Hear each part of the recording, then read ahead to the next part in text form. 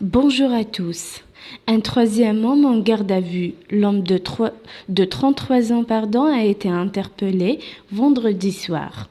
Proche du suspect interpellé vendredi soir, a été placé en garde à vue dans l'enquête sur l'attaque mortelle dans la basilique de Nice, a-t-on appris samedi de sources judiciaires.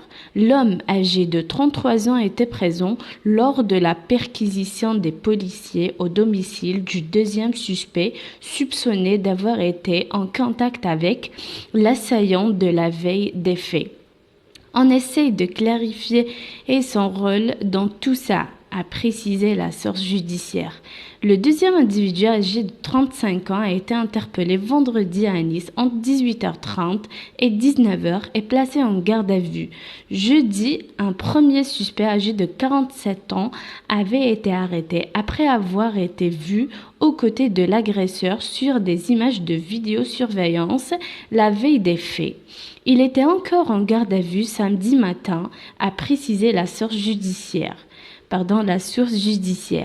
Les enquêteurs cherchent à déterminer si l'assaillant a pu bénéficier de complicité et notamment comment il s'est procuré les 2 téléphones retrouvés dans un sac contenant des effets personnels. Les 2 portables sont en cours d'exploitation.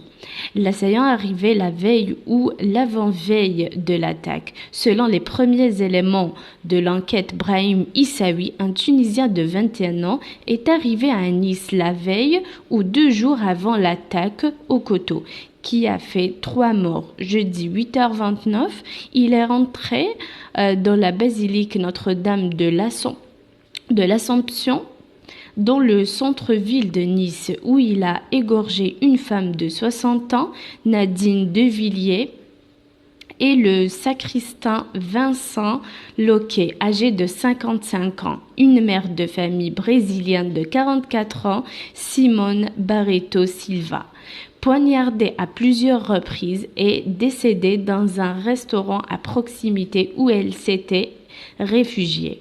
Brahim Issaoui, maîtrisé par une équipe de la police municipale qui a fait feu sur lui à plusieurs reprises, a été conduit grièvement blessé à l'hôpital Pasteur de Nice.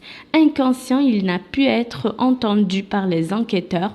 Des zones d'ombre persiste sur le parcours et les motivations du jeune homme qui avait quitté mi-septembre la ville de Sfax au centre de la Tunisie où il vivait avec sa famille.